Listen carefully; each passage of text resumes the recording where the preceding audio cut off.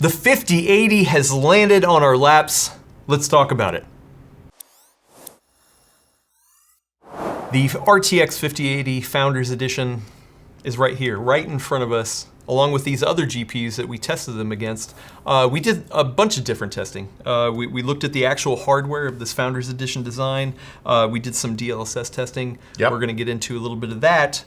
But really, we're here to talk about performance, right? We got benchmarks, we got raster benchmarks, we got RT benchmarks, we got some upscaling benchmarks. Yep. We even we're going to talk about multi-frame gen and power. So We even have AI benchmarks. You're right. I almost forgot about that. And artificial intelligence, video encoding benchmarks. We're going to get all into that. My name is Adam Patrick Murray. This is Will Smith. Hi. We are here to talk about the review of the RTX 5080 Founders Edition model. Theoretically, the embargo is up for all $1,000 MSRP cards, whether it's the Founders Edition or AIB, but the Founders Edition is the only one we have in-house right now. We will be looking at other 5080 models later, so be sure to subscribe and be ready for more of that content as it comes in. So first up, let's talk about the Founders Edition card that we have here. This is a 2-slot card, just like the RTX 5090, which we have here, and it, by all intents and purposes, is the exact same hardware that I can tell from the outside, except for Color's different, Adam. the color is different. Yeah. To tell you the truth, I'm not sure why. Nvidia did not tell us any sort of anything up front to say that, oh, the 5080 is going to be colored different than the 5090. So I don't know if that's intentional. I don't know if that's maybe like an anodized look that just came off a different line at a different time of the week, so you're going to get a slightly different color. What do you think? So it's interesting because the top, the V cutout in the front looks like it's the same color. Yes. It's just the kind of edges around, and it looks too much of a difference to be unintentional. It also, I don't know if it shows well in video itself. I was trying to get photos of this earlier, and it's kind of hard to get in there. Whatever. I mean, either way, it's not as dark as the 4080 Super we have here, but it is actually a little bit lighter than the 4090, or close. Yeah, the 5080 is closer to the 4090 than the 5090 is to the 4090. Yeah, does that make sense? Yeah. It's a little weird. I don't know. So I'm not quite sure exactly why it is like that, but either way, here we are. I mean, everything else about it, the exact same. At the end of the day, I'm going to put this in a box with no glass on the side. I'm never going to look at it again, so it really doesn't matter what color it is, right? How rude, how rude. I will say though, because it's a 5080 in there instead of a 5090, this thing is definitely cooler and quieter because of that. In some ways, I actually feel like these GPUs were designed around the 5080, and then it just so happened to scale up well to the 5090 and not have any problems in this 2-slot card. But this feels very suited for this 2-slot design, from what I can tell. So on the open air test bench is obviously a little bit different. So one of the ways I looked at it was in my small form factor gaming rig, really tight in a fractal Terra. So kind of the worst case scenario for thermal output. And I was stressing this thing to the max, and I got the highest temperature that I could see with the recordings that I was using was 72°C. Okay. Which, if you remember, on the 5090, I got about 84°C. So in the same case, same exact situation. So yeah, it's not as hot under extreme load, and also means that it's quieter, much quieter actually. So the fan speeds weren't ramping up as high. Nice. So yeah. So you noticed some coil whine on the 5090 on your sample? We had a couple samples here. One had it, one didn't. Did you notice any coil whine on this card? The 5080 did not have any coil whine, and the 5090 coil whine actually continues to get worse over time, unfortunately. So I think that's just going to be the luck of the draw. I'm not quite sure exactly what, but the 5080, definitely no coil whine that I could tell. So that's good. Sample size of 1. Though. Sample size of 1. I'm curious to see, other people did report 5090 coil whine, so I'm curious to see if other people have 5080 coil whine.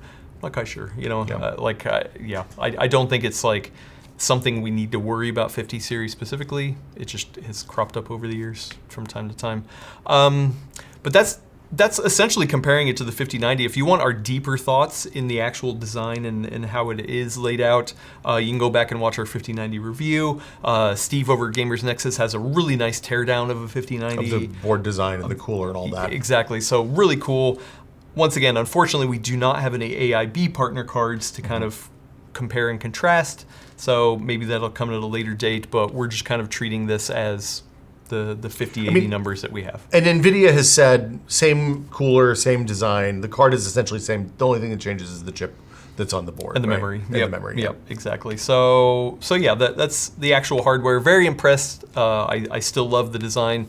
The color side of stuff, which is the color stuff aside, which is a little confusing, but we'll see. I wish they would have went the jet black route as the super refresh, but that's just me. It looks like Darth Vader's video card. I like that one. I do like that one. So Adam, the 5090 1,000-watt minimum power supply. What's the min spec on power supply for the 5080? 850 watts, so a little more reasonable. I mean, but either way, it depends on your setup, what CPU you're pairing it with, kind of the whole system. So just to be safe, 850 probably covers you, but yeah, it depends. Did they ship the same nice braided 4-pin 12-volt 2x6 adapter? Yes. No, it's actually only 3-pin. Oh, right, because it's 475. Yeah. So it's a little bit less to worry about. I mean, at this price range, at $1,000, I wouldn't necessarily say that you need to go out and upgrade your power supply, but I do think there is benefit of getting a native ATX 3.0 power supply with the native 12-volt 2x6. I'm never going to suggest anybody upgrades their power supply again. You should upgrade your power supply. Every once in a while, you should buy a new one. Nope, just use hey, kids, yeah. 300-watt Seasonic, it's probably fine. It's fine. You got it in the 90s. Yeah, it still works. Yeah. All right, now let's talk about some DLSS 4 testing. Yeah. We're not going to get too deep into it because we kind of talked at length about getting hands-on with DLSS 4 in the 5090 video, so go back and watch if you want deeper stuff there. There's a chapter marker and everything. Yeah, we talked about it on the Full Nerd podcast. Go over there, watch that episode, subscribe, all that kind of fun stuff. But the takeaway is that multi-frame gen is the new DLSS 4 technology that is exclusive only to the 50 series cards. And the idea is to have a native frame rate, I shouldn't say native, but like a base frame rate of raster real-world truth frames. Yes, yeah, they can be upscaled, but as long as the actual frame rate that you're getting is around like 50 plus, I feel like is an okay experience. It really depends on who you are, and then you enable DLSS 4 multi-frame gen to get you up to 2, 3, or 4 times the smoothness on top of that. In the handful of games that support it right now, with 75 shipping in the launch window or whatever the timing is. Yeah. So, I mean, I still think we're both hot on it. I played some more games since we did the 5090 review. I am extremely bullish on the multi-frame gen, specifically for graphically intensive ray traced games. You either want to play at a really high frame rate or a high resolution. I think as somebody who looked at the first generation of this with the 4 series launch and kind of discounted it and haven't used it for anything other than controller games, I've actually been kind of playing games with multi-frame gen and mouse keyboard support without problems, without feeling any kind of that mushy controls or the latency that I picked up with the first gen. So it's a unfortunately, it's not the kind of thing we can really show you in a video. I think I've been experimenting with capturing some like frame view graphs and stuff like that in multi-frame games and other games that are noteworthy for being smooth. But it's not, like, you have to experience it, unfortunately. Well, I'll say in the 5090 review, one of the things I noted is that, like, the 5090 has a lot of horsepower already, so 4 times multi-frame gen on top of it was just like, oh, okay, well, you don't even need that most of the time. Yeah. So I was curious to see how the multi-frame gen performance would be on lower end cards, and so the 5080 is more lower end than the 5090, so not quite a low end card, but it is lower power. And so the idea for me in my setup was, okay, I'm gaming at 4K. That's how I like to game on my TV. And in this case with the 5080, I was much more willing to rely on 4 times multi-frame gen than the 5090, because the 5090, depending on the game, depending on the whatever you're running, was getting way past my TV's refresh rate, where the 5080 was like needing a little bit of that extra help. Granted, once again, you still need that base frame rate to be pretty solid for what you want, and then you're just adding this on top of it. But I felt like there's more of a use case for multi-frame gen on the 5080 than the 5090 personally. I think the question is going to be, can it hit that ground truth frame rate that you need for the multi-frame gen to kick off with the lower end cards? And that's the. It seems like they addressed that as the balance point for the resolutions, for the targeted resolutions, at least for the 2 cards we've seen so far. Yeah, well, I mean, and now I guess we can just get into the actual testing itself. I tested it 2 different ways. Tested it with 1440p and 4K. And actually, I didn't test 1440p on the 5090 review, so I went back and actually got those numbers as well. So we have all those numbers. Nvidia is kind of pitching this as a 4K card to have that information there.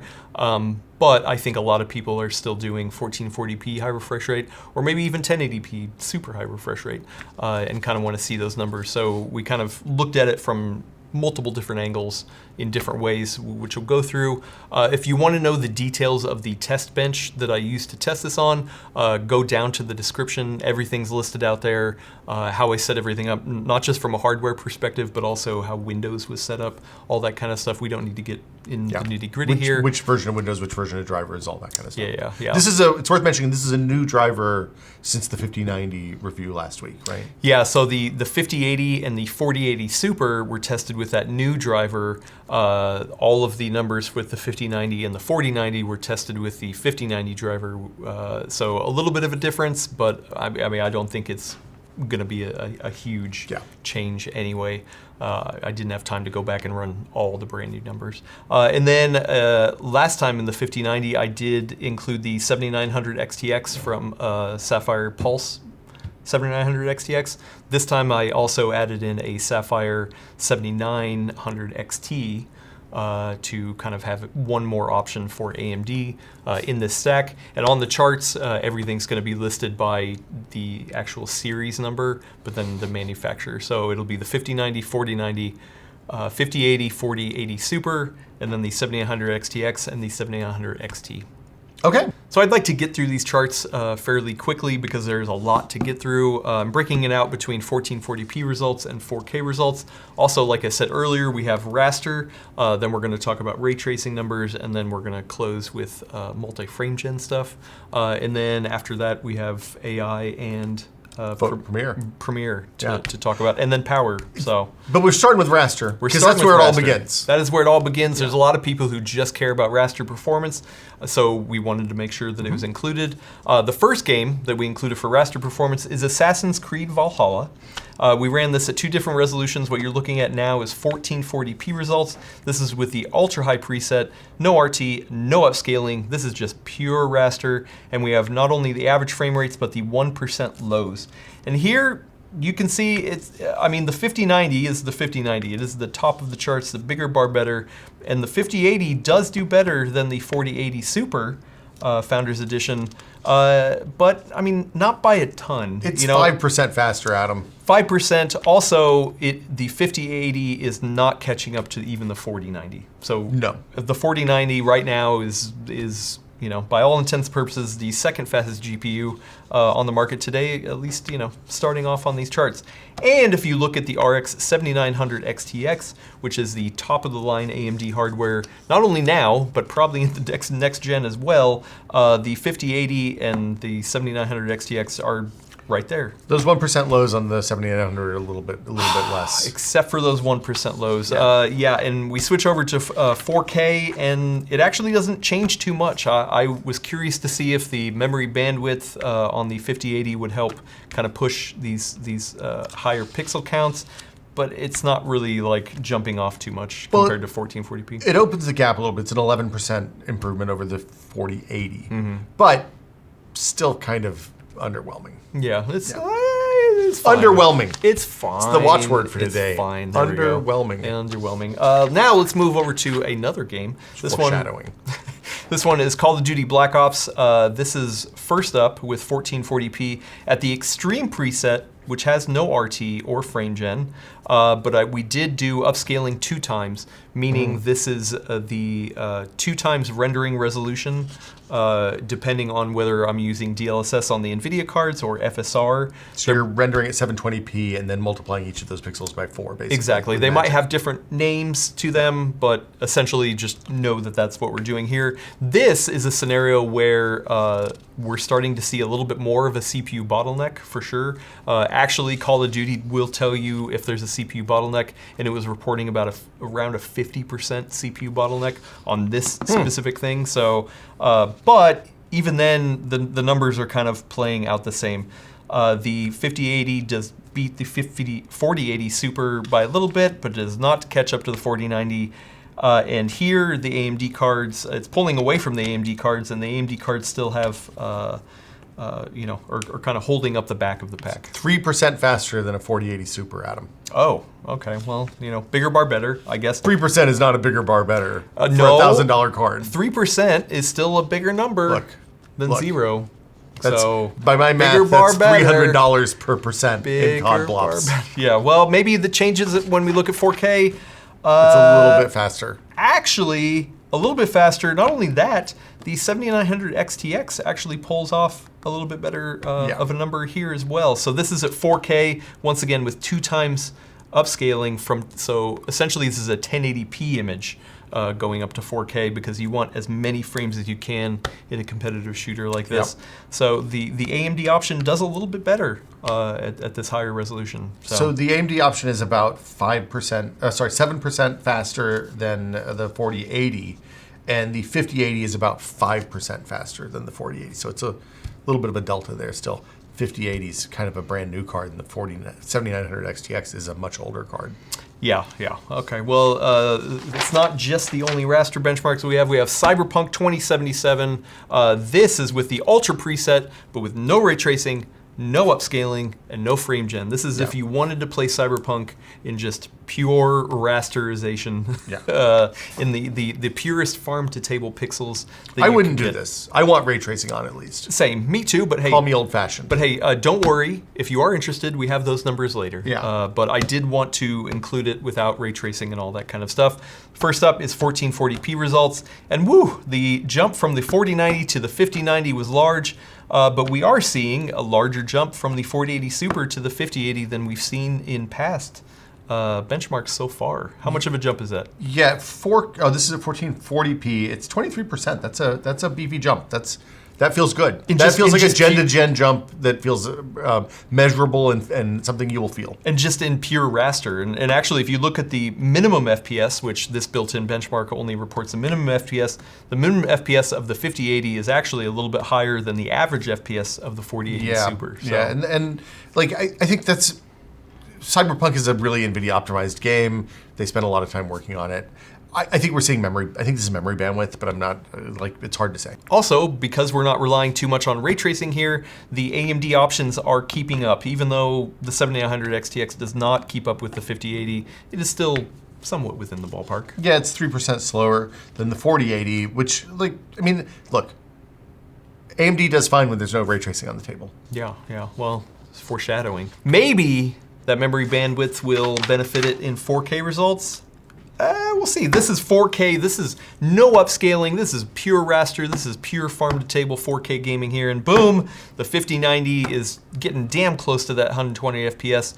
And the 5080 is comfortably over 60 FPS. So the 5080 in this one is 32% faster than the 4080, the comparable card from the last generation. That's pretty good. That 5090 is 100%, 104% faster. Yeah. That is really ridiculous. And actually, this is one of the scenarios, the first one we've seen so far, where the 5080 is within, I would call that almost margin of error with the 4090. So hey, 4080 catching up to a 5090, at least in this situation, and this definitely could be a memory thing, for sure. I would assume that this is a memory thing, yeah. 32% lift over 4080, and a 37% lift on the 4090. So it is really, yeah, just right in the ballpark. And hey, AMD still turning in no ray tracing. Yeah, numbers are okay. Exactly. So we got a couple more raster benchmarks to get to. Next is Shadow of the Tomb Raider. This first scenario is 1440p with the highest preset, no RT, no upscale.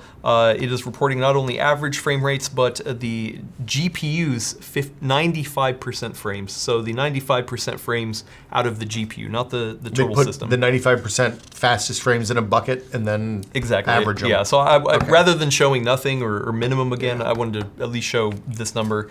And here, the 5080 is definitely doing better than the 4080 Super. Still not quite keeping up to that 4090. It's 13% faster, which is than the 4080, which is that's a fine gen over gen uplift. The 95% frames, I think the results are better there. Like the delta between the average frame rate and the 95% average frame rate is much better on the 5080. But yeah. This is a kind of old game at this point, so it's going to perform weird. You don't need 350 frames a second to play Tomb Raider. Right. Also one that favors Nvidia, because guess what? The AMD options are the slowest of the pack. Let's look at 4K results, and it's actually a little bit different. I would say that things are starting to pull away in kind of a different percentages, but I mean we're kind of looking at the same thing. It's just 15% gap from the 4080. It's yeah. Yeah, but I mean you're comfortably getting over 120 frames per second on the 5080 f4K with no upscale, no help, anything like that. That's pretty good. Okay, so the last just pure raster benchmark is Tom Clancy's Rainbow Six Siege. This is set to the very high preset, so the highest one, but there is no RT. The upscaling by default gives you a 50% render, but I manually went in and changed it to 100% render. So these are real pixels, everyone. Exactly. Also, I ran this in DX11 mode just to see if DX11 has any sort of changes around there, and boom. The average frames kind of fall in line with what we've been seeing so far. 11% uplift gen to gen. Okay, we're yeah. I'm not whelmed. Yeah, well, does it change over 4K? No. It's a little bit better. It's 18% there. A little bit better, but okay, well, so that's Raster. That's the story of Raster. I would say not bad. There's some high points. That Cyberpunk number is real good, but the rest of it, kind of firmly in the meh zone for me. Yeah, and I think, without getting too deep into it, we believe maybe the Cyberpunk numbers are because of either the memory speed or the memory throughput, being able to kind of get more frames out there. Yeah. We don't know for sure. I haven't dug into that testing any further. But if that's the case, I would say that is one area where even though the 5080 might be underwhelming compared to the 4080, the 5080 is probably going to be a little bit more future-proof than the 4080. Well, I mean, the multi-frame gen stuff is going to make it more future-proof than the 4080. I think we're looking at a gen over gen, no process increase, right? So we're on the same TSMC process that the 4 series was on. Yep. So you're not going to get the natural lift that comes with, hey, everything's smaller and it uses less energy, and you can pump more power through it to get more photons out the other end. We'll talk about power later. Maybe this is pumping more power. But it's not. You're not going to see magic uplift on this. The magic uplift comes from the chip having a lot more transistors on it, and the pipeline being more parallel and more work getting done. And that is happening. But we're going to see it more in places where they've done some optimization, like ray tracing, where they've written new ray tracing modules for the Blackwell die. Oh, ray tracing you speak of? That's funny, because we also tested ray tracing. Oh, nope, and I'm not going to get rid of it. This is the first ray tracing. This is the first one. For ray tracing benchmarks, we have another suite that we're going to go through here. The first one is Black Myth Wukong. I will say that this is reporting not only averages, but the 5% lows. That's what this built-in benchmark portrays. This is with the cinematic preset and RT very high, which is the highest RT preset. Yep. Frame gen is off, and upscale is 2 times. So once again, for the Nvidia cards, I'm using DLSS. For the AMD cards, I'm using FSR and using whatever the 2 times scaling is. So at 1440p, you're upscaling from 720p. Exactly, okay. Yeah. So, and I would say that those AMD numbers are not good again. AMD gets romped at this because it's a path tracing thing and they don't have path tracing hardware. So it's like they're not going to perform. You're not going to play this game at this mode on AMD hardware until maybe later this year. Yeah. The uplift from 40 series to 4080 to 5080, 4080 Super rather, to 5080 is 10% at 1440p. I think we're probably CPU bound on this game at this point, would be my bet. I don't know, because yeah, it's not pushing enough frames out of here. I mean, all these GPUs we're getting over, well, not the AMD ones, but all of the Nvidia GPUs we're getting over 60 at least, I guess, at 720p. Just to be clear, this mode is labeled Nvidia ray tracing in the Wukong control panel. Yeah, this is very, very intensive on GPUs, so I would say this is like maxing it out pretty hardcore, even at 720p. Well, hey, maybe it changes when we go over to 1440p, which renders at 1080p with the 2x upscale. It does. It does. It's a 15% lift from 4080 Super to 5080, which like that's acceptable. Like I said, I think probably at 1440p we're hitting some limit on the system that's impacting the perf. Well, either way, that 5080 is not hitting a nice 60 that a lot of people like to target. The only card that is really doing that is the 90 class, so the 4090 and the 5090. And that 5080 just, even in ray tracing, even with all the stuff that Nvidia was talking about with, oh hey, we have new ray tracing calculations in here, we got new tensor cores, things like that. Even just in pure ray tracing, hey man, the 5080 is still not able to catch up to the 4090. Smooth 55, that's what I always say. I love to play that smooth 55. All right, well maybe this isn't a great example. Maybe let's go look at Cyberpunk. So Cyberpunk, this is with the RT Overdrive preset, so full path tracing all the way to the wall. The upscale on this one is 1.7 times, so this is what both DLSS and FSR call the performance. Okay. No, balanced preset. Okay. So this is upscaling at 1.7 times. 1440p, I don't remember the number off the top of my head, but I think it's around like 960p. Yeah, it's something a weird like in-between resolution. Yeah, either way, the results are definitely kind of the same. I'm going to go tell you, this one, 7% uplift gen over gen. That's a little disappointing. Yeah, I mean, it's bigger bar better, I guess. You know, and hey, guess what? It's still better than AMD at ray tracing. The AMD cards are doing better in Cyberpunk than they were in Black Myth, but it's still. Look, the AMD cards are not made for full ray tracing, right? The fact that they're getting a 7% uplift gen over gen is really disappointing. Yeah, well, hey, maybe at 4K, and this renders around 1200p at 1.7 times. And it's a little different? I'm going to say, I think this might be where we're hitting some CPU limits, because we are running on, this test bed is a 7950X3D, which is a fine processor, a good all-arounder, but I wonder if we'd see a bigger gap on the 9800X3D here. Maybe, yeah, but also I like the way we kind of set this up is that we wanted to introduce as much as we theoretically could on the GPU, because I mean the thing is, like, okay, so say we took the upscale factor down to 1.5, so the quality setting, I mean we're probably going to get, we're not getting playable frame rates at this point. So yeah, whether it's a CPU bottleneck or what, this 5080 just is not able to play this the way that's configured here. And realistically, at 48 frames a second here, I'm hesitant even to flip on frame gen, because we're right at the borderline for where that's viable. I think it depends on your tastes. For me, I'm willing to do it, but I mean, hey, it's a little better. 11% gen over gen, just for the record. A little bit better. Okay.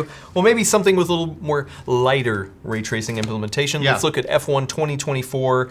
This is the ultra high preset that has RT built into it, but we're not using any upscaling. We're not using any frame gen. So this is just pure RT at these resolutions. And unfortunately, it only reports the minimum FPS, not some percentage lows.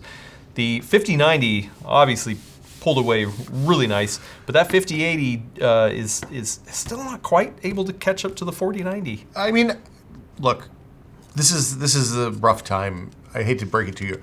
I don't think the 5080 is going to catch up to the 4090 in much, Adam. Yeah. Well, you would have hoped. I mean, it did manage to pull out a 14% gen over gen perf improvement here, which is another, like over 10% feels okay to me. Yeah. I wouldn't mind it seeing more. Maybe it's a little different at 4K. So once again, this is pure 4K pixels. This is no upscaling, no frame gen, anything like that. That 5090 is still able to keep up pretty damn good. What is that percentage jump from the 4080 Super to the 5080? 18%, Adam. Okay, so which is respectable. That's a little bit better. Yeah, I'm whelmed. Yeah. I'm not underwhelmed. I'm not overwhelmed. I'm just whelmed. Okay. All right. Well, we've Maybe got. I'm entitled. Also, I don't know. That is true. Yeah. All right. We got one more of the RT workload to go here. This is Returnal. This is a fast-paced game that uses a lighter implementation of ray tracing. It's a PS5 launch window game, but it is a ray trace game on PC. So this is also very computationally intensive on GPUs, and you start to see a lot of differences between minimum frame rates and average frame rates in here for sure, because it is fast-paced. The first way that we tested it was at 1440p. This is the Epic preset with RT Epic as well, but there is no upscale. There's not even a frame gen option in this one. So this is once again just pure pixels from farm to table. And the 5080 is able to get average frame rates above 120, so that's good. But unfortunately, those minimum frame rates are down in the 70s. 13% uplift gen to gen. So not too bad. Not too bad. Well. Whelmed. I'm whelmed. Okay, whelmed. Yeah, well, let's it for the RT specific benchmarks that we have. I think, the improvements to the actual ray tracing performance for the 4080 versus, the 5080 versus the 4080 Super, we see them. It's a nice uplift, but once again, it depends on the game. It depends on the way you want to configure it. Depends on how heavy the ray tracing implementation is, too, it seems like. Exactly, yeah. I mean, the 5090, and to a certain degree, the 4090 were the only cards that it's like, oh, okay, you could play a lot of this stuff without needing to worry about either upscaling or frame gen. But I mean, especially for full path trace implementations, like none of these cards are greatly suited for it. No. So one of the things NVIDIA is saying is like, hey, frame gen, we introduced that with the 40 series. It's essentially taking one rendered frame and then extrapolating out another frame. It's rendering 3 additional frames based on one frame. The original frame gen for the 40 series was one frame, and then now for this 50 series, it could be up to 3 additional frames to give you more performance? I would not say performance. I would say it's to even out frame times. Yeah. So, it's giving you more frames at the same latency and frame times, but the overall effect is that it's smoother. We talked about it at length in the 5090 review last week, and this week's The Full Nerd. The thing I would say is, if you've ever played a game that has really good frame timing, like Doom 2016 or Doom Eternal, it's really good at this, where the games just feel really, really smooth, even though the average frame rate is relatively low compared to what you might expect. It's because the time that they take to render the frame is very, very, it's very much the same from frame to frame. So there's no up and down in frame rate delivery. And the thing that I found, less so in Cyberpunk, which is actually already a pretty well frame-timed game, is in something like Star Wars Outlaws, which has some high variability in the frame rendering times. It evens that out until it makes Star Wars Outlaws feel like Doom Eternal. That is nice, yeah. And it's pretty nice. It feels good. Well, and one of the things is that it's something you have to feel for yourself to a certain degree. We've talked at length about like, okay, how do we show this without being disingenuous, right? We can't just say, oh, look, bigger bar better, but it's not exactly the same experience.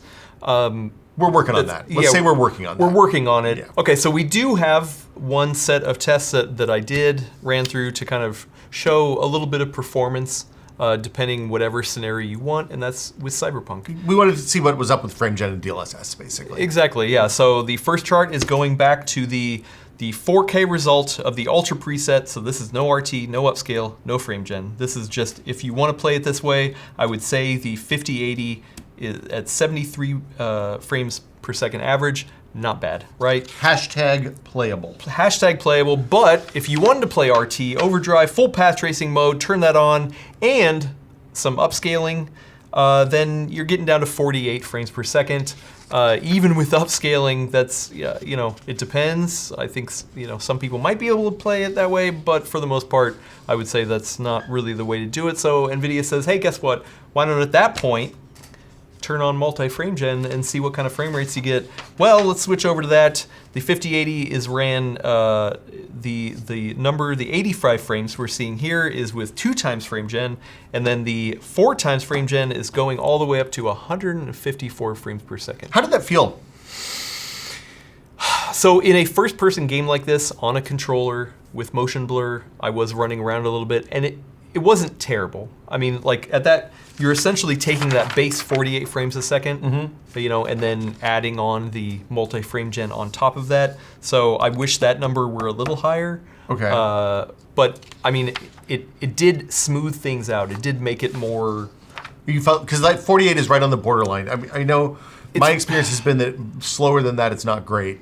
50, 60 frames a second is what I look at before I turn frame gen on. And I feel like in my scenario, once again, on the TV, with the controller, with motion blur on, that was like the you know, the minimum amount of normal frames. So then to turn on the 4 times, and my TV also has 4K 120. Yeah. So then that gets me with 150 frames, that gets me to that 120 frames a second. And I definitely felt it. And for me, I'm always worried about the visual quality more than the input lag. So it was a little swimmy, sure. But like the visual quality, I was surprised was not taking a huge hit. Did you notice artifacts or anything like that, or no? I mean, yes, here and there. Once again, it depends. I'm kind of at a distance with the TV. I like motion blur, so I have that on. So some of that was probably getting masked there. And we're using the new transformer model. I actually do think. Oh, you flipped it on for this? Yes. Okay. The transformer is on for all these numbers. So like I think the visual quality is also better because of that as well. You didn't have ray reconstruction on though, because ray reconstruction is on. Oh, it is on. Okay. Yeah. Okay, that's interesting. So yeah, once again, does that mean we're getting 150 actual frames? No, we're getting the feeling of 150 frames. TV's showing 150 or the frames. TV is showing, well, TV's 120 frames, 20, but but but it actually felt like 48 frames when I was playing it, and it was playable. I mean, this gets you into 4K 120 with the use of upscaling and multi-frame gen, right? And so whether you like that or not, that is kind of magic. That is kind of interesting. And I think hopefully it can get better. You know, maybe Reflex 2 on top of that can help some of that latency stuff. I'd be curious to see what other people feel like in other scenarios. So sitting at monitors really close with a mouse and keyboard, maybe that 48 frames is just not doable for them anyway. Or maybe you can upscale a little bit more. You know, you can bump it down to 2 times rather than 1.7 times. So there's different levers to pull. So from my testing on the 5090, which was already quite performant with ray tracing on. Even without frame gen. Even without frame gen. I found that I didn't need frame gen in Cyberpunk where it really benefited. I only had 2 games to test with. With Outlaws, it really made a huge difference. And I wonder if that's going to be the case going forward. If games that are already running pretty well, you maybe don't need those interstitial frames to help fill in the stutters. Right, yeah. Once again, I feel like the 5090 can brute force. Like, regardless of the uplift over the 4090, the 5090 can brute force in a lot of scenarios and not worry too much about multi-frame gen. This is a scenario where you're essentially saying, hey, if I want to play Cyberpunk in this way, instead of playing at 48 frames a second, I could play it up to 154 frames per second and feel it, and it's not a bad experience for me at least. Like, I think that's cool, you know, but it's a limited test case because at launch, 75 games, some of it native, some of it in the driver. So it's cool stuff. It's early days for frame generation technology for sure, and at this point more useful than the original frame gen from the 40 series. They locked it to the 50 series. You can only get this on the 50 series, so we don't know if maybe that's something they can backport. Nvidia has maybe signaled that they're looking at it, but who knows? Maybe they can't get the performance. It's a lot to ask for a $1,000 card. Yeah. The amount of people who have 4K 240 frames a second monitors out there is very small. So you know the 5090, like getting that was like cool. I'm glad you can do that, but here on the 5080, it makes a little bit more sense. What else makes sense is other kinds of workloads. So I love other workloads. Gaming is obviously an area that we are focusing on here for these GPUs, but I still feel like at the top end, especially the 5090, it is an AI machine. It is a video editing machine with 3 encoders.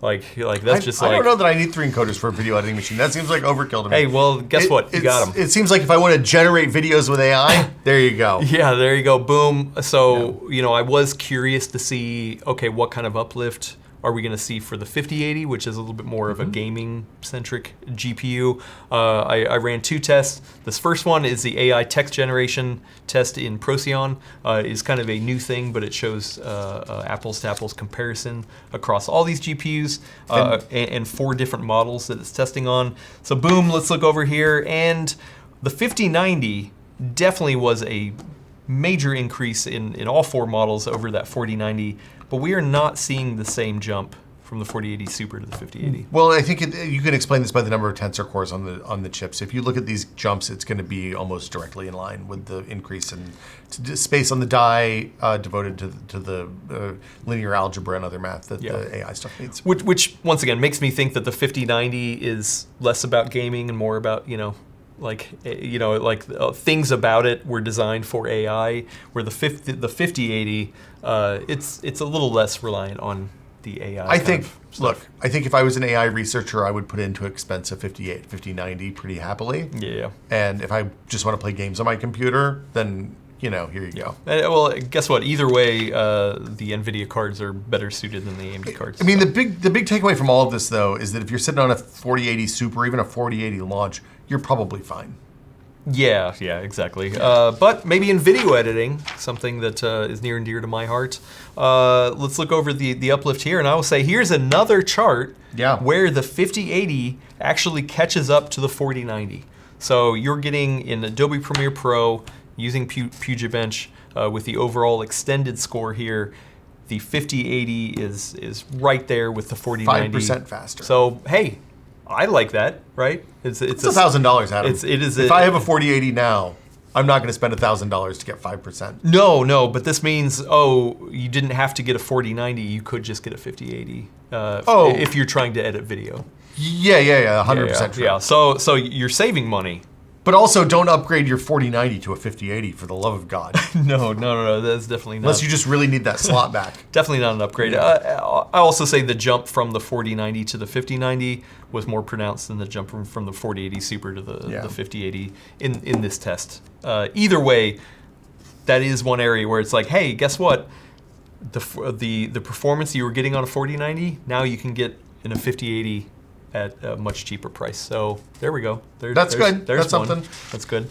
Yeah. But one of the big stories with the 5090 was the power draw. Because guess what? Yes, we're getting bigger bar better in almost every single scenario on that 5090, including power draw. I mean, we're hearing reports from other testers who were testing on air coolers that like the way the air blows up through the case was saturating the air cooler on their CPU. And that to me makes me think this card design is probably an AIO radiator design for your CPU, depending on where the card lives in your case. Yeah. So lots of power, lots of heat, all that kind of stuff on the 5090. But with the 5080, it's a little bit different of a story. The first chart we have here is idle power draw, just the computer sitting here idling. Don't worry about those spikes on the 7900 XTX. That's just Windows doing something in the background. But you can see the 4080 Super and the 5080 at idle pretty much exactly the same, across this time. So not a huge jump there, nothing to be concerned about, and is idling a little bit less than AMD overall. Yeah. So okay, cool. Well, what about under max load? We're seeing some generational jumps in both raster and RT and all that kind of stuff.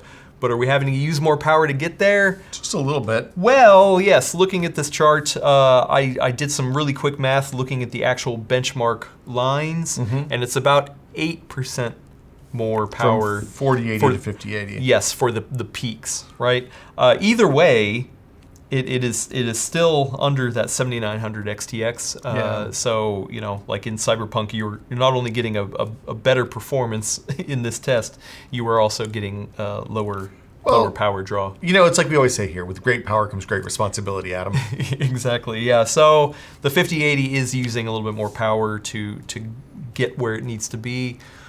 So it's kind of like the same story of the 5090, except for the 5080 is the same price as the 4080 Super. Yeah. So it's a little bit different of equation, because the 5090, you're paying X amount more to get X amount more performance and use X amount more power, and those numbers, depending on how you tested, it was an uplift, right? Yeah. Across the board. Here, it's the same price, And you are using a little bit more power, and you're getting a little bit more performance. It's a little. I mean, I'm going to say this feels like a redux of the 4080 launches again, where they came out. They had a real winner with the 4090. It was expensive but good, and then they came out with a lower priced 4080 that kind of underwhelmed, frankly. Admittedly, it was just a $400 delta between the 4080 at launch and the 4090 at launch. Now, knowing what you know now, you couldn't buy 4090s for the MSRP very long. Yeah. And the 4080 was revamped last year with the supers. Yeah, with the super, which brought the price down to $1,000, and I actually kind of thought, oh, okay, they're doing this price realignment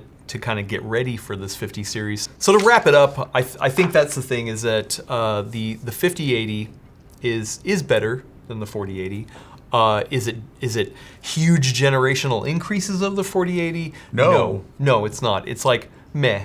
So this to me feels like, hey, this is definitely not an upgrade from 4080 for sure. If you're in the 80 class, this is somebody on another kind of 80 class that is looking to upgrade here, and instead of getting a 4080 Super, you're going to get a 5080, and it's a little more performant. Okay, so there's two things that have happened. One is you can't buy 4080s anymore. They're pretty much out of stock for all intents and purposes. Yeah. The other thing is, if you want to play games at 4K, this is probably your bet, right? Yes. Yeah. Especially if you want to be able to turn on some of the bells and whistles. If you want to be able to turn on everything, you're looking at an extra $1,000, and you're going to get the fastest card you can buy and a whole buttload of tensor cores that it would probably be better served in some AI researcher or machine learning, data analysis, whatever. The question for me is, are the 4070s going to be able to hang, or is the 4070 Ti going to be able to hang at 4K? I can't imagine, given what these numbers look like. Yeah, I really feel like gaming the 5080 is where it's at. Also, don't forget, the 5080 is half the price of the 5090, at least MSRP. Yeah. Half the price. It is not half the performance. Like you're still getting a lot of performance for it. So like I wouldn't feel bad getting a 5080 in a lot of ways, especially if you're gaming on it. Hey, if you're going to do AI and video editing and stuff like that, you get a nice uplift there.